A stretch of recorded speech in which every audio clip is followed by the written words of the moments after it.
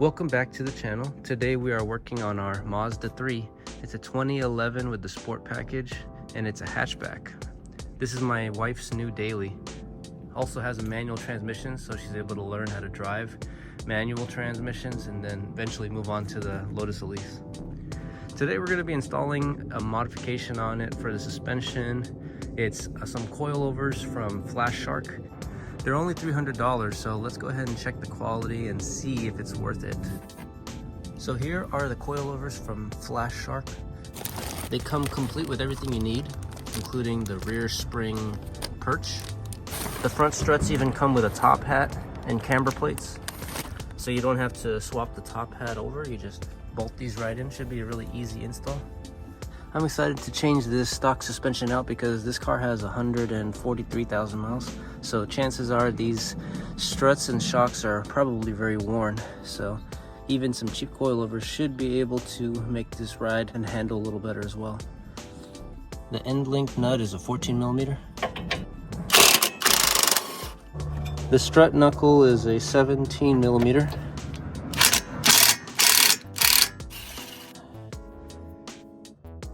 And then we'll use a knuckle spreader to spread apart these two right here to release the strut, front strut.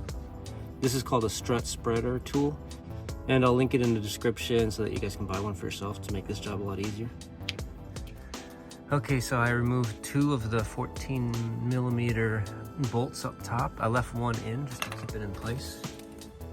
I sprayed some PB Blaster right here to loosen this knuckle up. And then I put the knuckle spreader tool underneath to spread the knuckle open. And now it's just slipped right out and you can just hammer the rest out from here.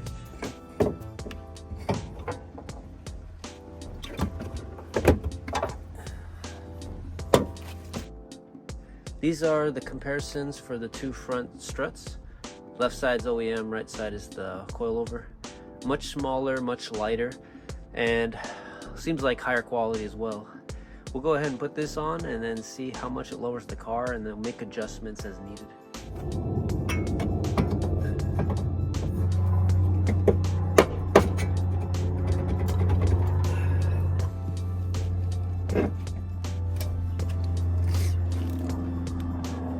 Alright, so I've jacked it up high enough to get these studs into place. Now I can go put the supplied nuts in to lock it in.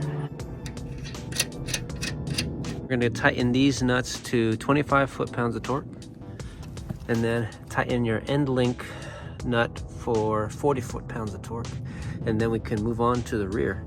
Overall, not too bad, pretty easy to do. As far as height adjustment, this is the collar that you loosen, and then you just thread this whole body in or out. So if you go outward, it actually raises it up, and if you go inward like that, then it goes down, it lowers the car. So this is your adjustment. This one you do not want to touch. That's your preload, which is already set from the factory, so you don't have to touch that. Okay, so we are in the rear suspension now. It is a separate shock and spring combo. So we need to remove the strut. On the top here is two 12 millimeter nuts that you'll remove. Down here is a 17 millimeter bolt to remove to get this shock out. For the spring, you need to remove this right here, which is a 17 millimeter bolt, and then you can drop the control arm and the spring will come out as well. You also need to undo the end links, which I just did. The rear sway bar end links, you just remove them from the control arm, that way you can drop the control arm down.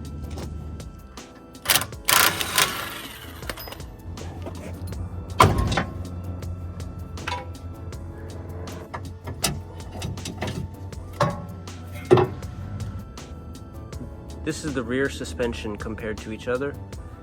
The stock spring is longer than the coilover. Same with the shock, much shorter than the original one. So let's go ahead and put the new one on.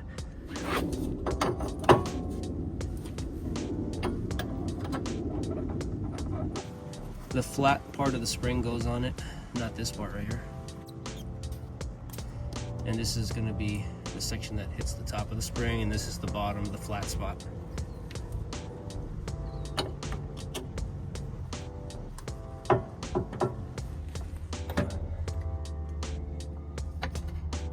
My favorite trick is to use a screwdriver and then come from the back side and try to line up that hole so that you can get your screw through.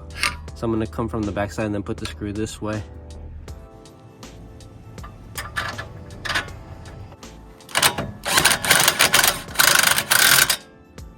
So to preload the spring, you want to compress the spring about 10 millimeters.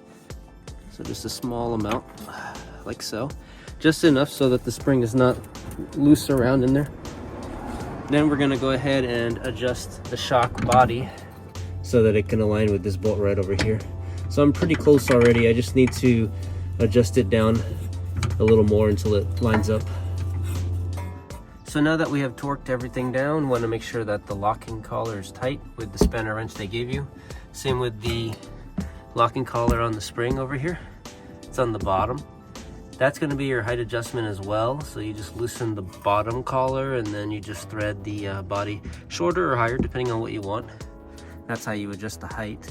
You do have to take the wheel off, so it's going to take some trial and error to get the fitment down.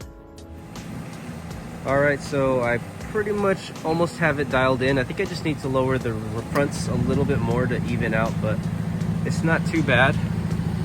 The fronts are slightly higher than the rear, but this is where we want it height-wise. I don't want to go too low since it's our daily driver. So we want to make sure we're not rubbing or having difficulties getting into driveways. But yeah, I'd say like about 1.5 to 2 inches lower than stock. Much better, not as much wheel gap. Take a look at the other side here. Yeah, it just sits a lot better now. These are the stock 17-inch wheels. Yeah, nice and low. I'm excited to take it out for a drive and see how much better it handles, since the original one is very springy and bouncy. All right, let's go take it for a test drive. It's got a little bit of a startup roar, which is nice.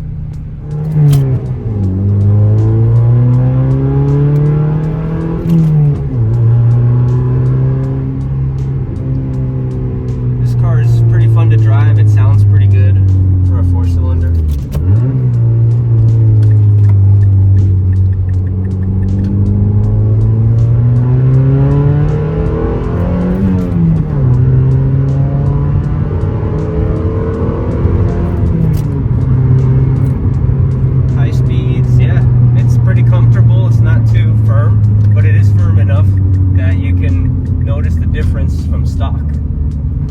So bouncy back and forth, unlike before on the stock suspension. The stock suspension was probably also pretty worn by now since it's 140,000 miles.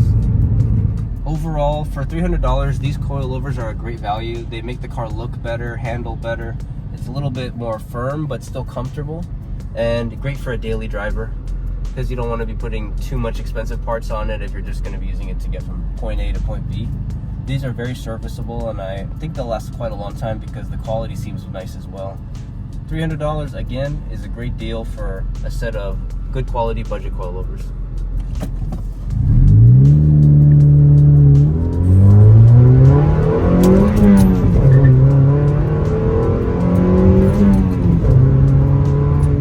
The only annoying thing really is there's some rev hang. Even when you let off the gas, it kind of, the revs hang a little too much.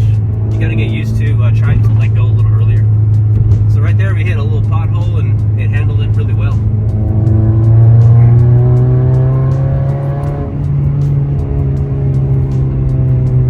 Try second gear.